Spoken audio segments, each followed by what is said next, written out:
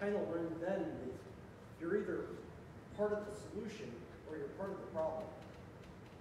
And that's why I've continued to come back and why I did join the board in 08. I joined the board after the house dedication, primarily to make sure that I gave back as much as I could the way I've seen Brad, John, and Gino do. That's all I've got.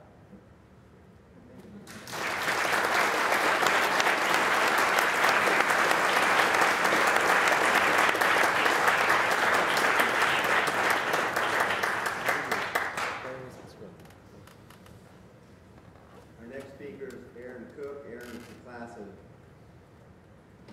06. You didn't think I was going to forget that, did you? Aaron has an interesting background at the Teak House, and just briefly, he was the president. Then he was his term ended, and then in the spring break of 2006, we had a tragedy at the house, and with one of our students who was killed, and that led to some other situations. And it was an auto accident. It's in the history you can read. It was tragic, and then anyway, so that led to a lot of disruption, and we had a vacancy in the president's office, and Aaron came back to be president again at the end of his senior year, stepping up when he was really needed, when he could have just said, my time is almost up at the fraternity. I think that was a remarkable example of character and personal worth. And passage of time, Aaron and I have become really good friends, and I'm glad to welcome him to this lecture.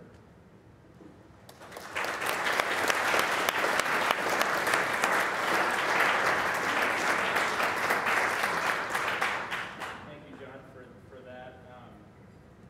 We talked a little bit about it. I don't want to dwell on it, but the period between the 1999 and probably about 2007, 2008 was a little bit of a trough in Teak's history here at Wabash College.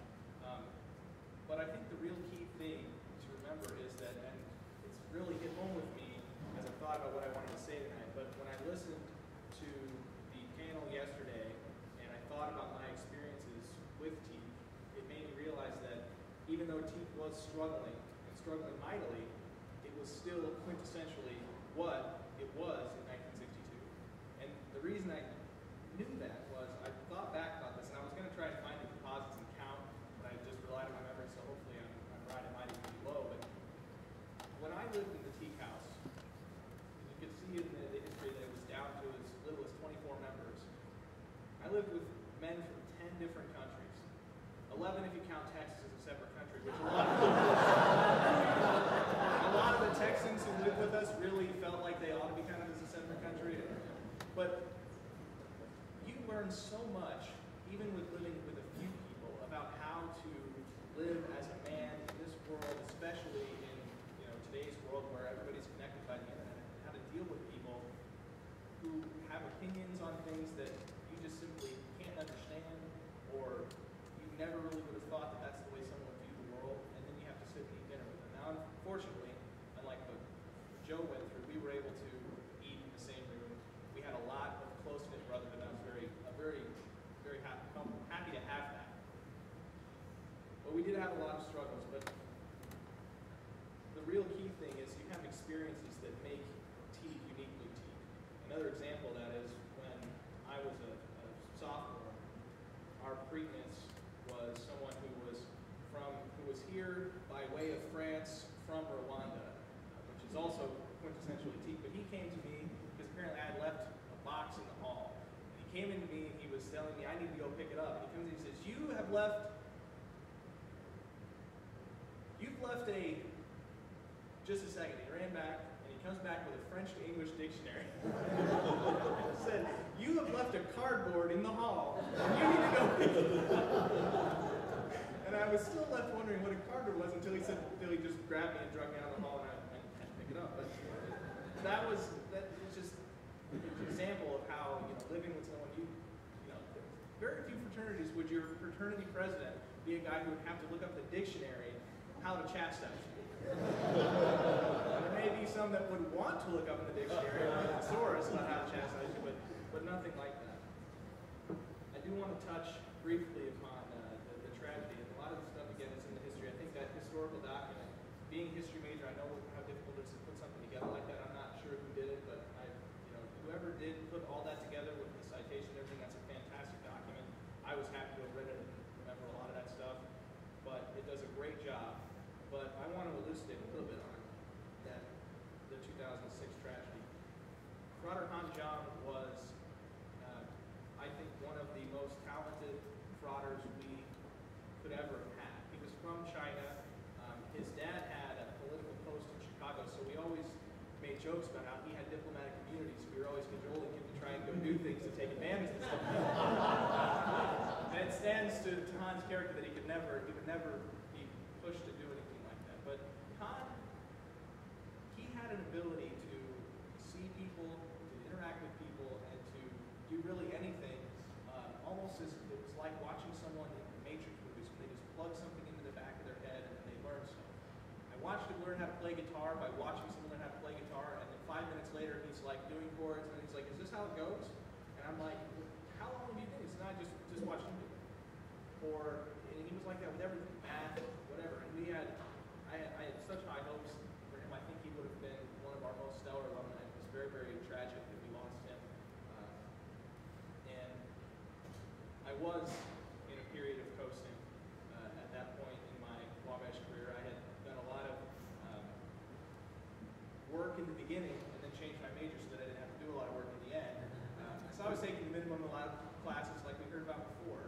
And I had pretty much decided, hey, I was ready to go. I had to go to law school and check out for a little bit, and then that happened, and sometimes you just have to do what needs to be done. So I'll move on from that, but that's an example of how, despite the fact that we had these struggles, we were teaks, we all are teaks, and I'm so happy to know that the house has triumphed from there. I have a hard time separating Wabash and teak in my mind because all 4 years I was a teak at Wabash, but the friendships that I've made, I came to Wabash with my best friend. We lived here for 4 years. We moved into the same apartment complex, and we live in the same subdivision now. So, I like to think of us as the next generation of John and Brad, but we cheated in that we were from the same town and we're friends already. But specifically with John and Brad, were very, very emblematic to me of what it means to be a Wabash alum and to be a frater. Because they gave me so much help and support in those troubled times, and even in many troubled times that are continuing. I mean, I don't think a week goes by and I'll call John and I say, "John, I have a problem. I need your advice." And that's truly what it means to me to be a Wabash team. And like I said, it's sometimes hard to separate those. But I thank both of them very much for their support in helping me to get into law school, helping me through law school, and helping me to become a lawyer.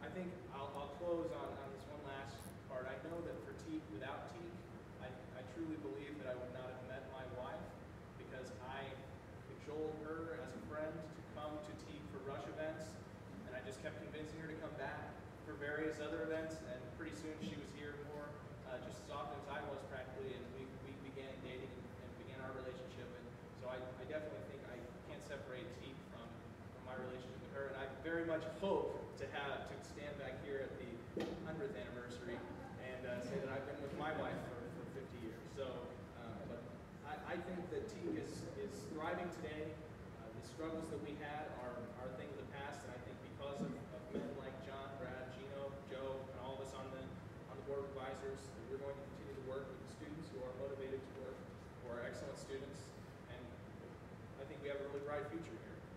So I won't take too much more time. I know Luke's, I'm sure, got a stellar speech that he wants to give, so I'm going to build that up and pressure him a little bit more, and I'm going to sit down. Thank you.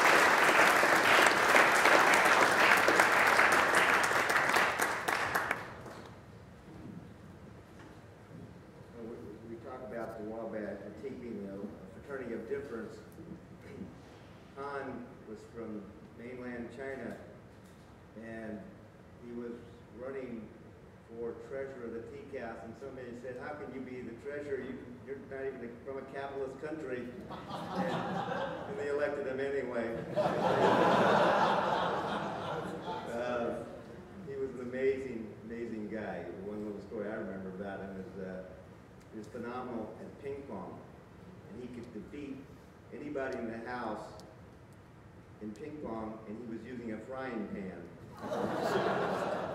So, yeah, fraternity of difference.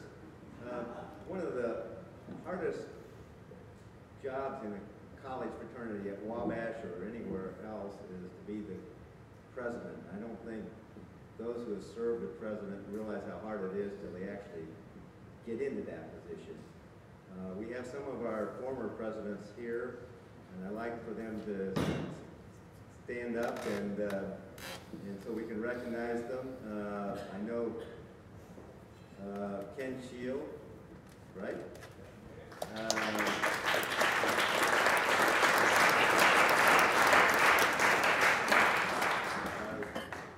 I ran for president. I was defeated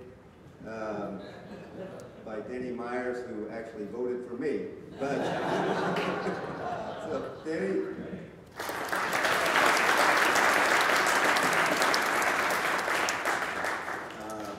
After that, I hope I don't leave anybody out. Was actually my roommate and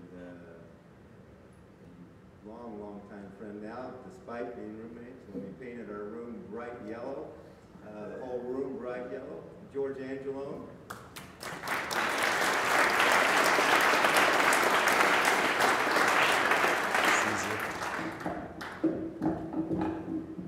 One of the presidents we needed at the right time was Dennis Finch,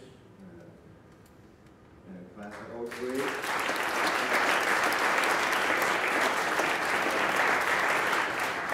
Dennis was in that tough period, and ever since I met Dennis as a freshman, I've always thought that he would be some teak and Wabash man, and I haven't been wrong in that assessment. Then we met Aaron Cook, the president.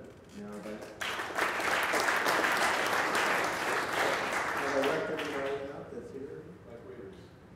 Mike Raiders? Yeah, I forgot Mike. Mike was the president.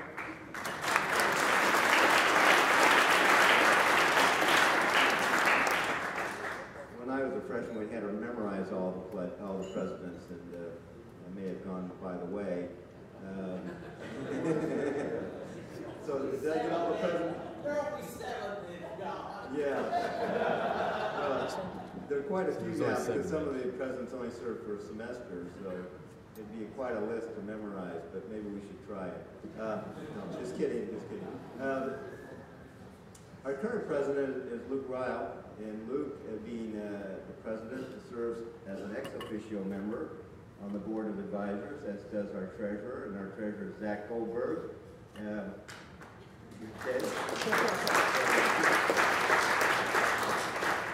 It's important to mention that because they've come to our meetings and they don't come and just watch. They are encouraged to actively participate, and they do. I think it's a very important thing to recognize. Luke is, I think, lucky to be the president on this particular occasion. He's done a really good job in his term of office here. He's been able to get support from some of the key officers so far this semester, and so it's my honor to ask Luke to say a few words.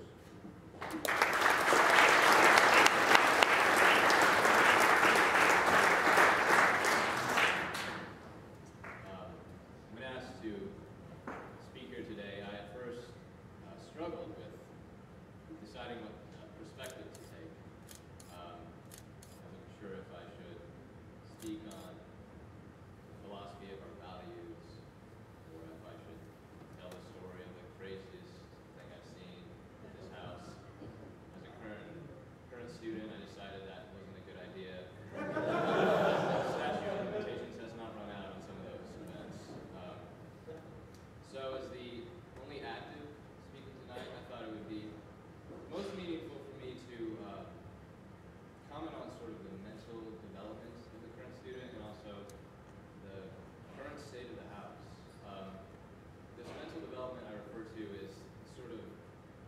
life skills.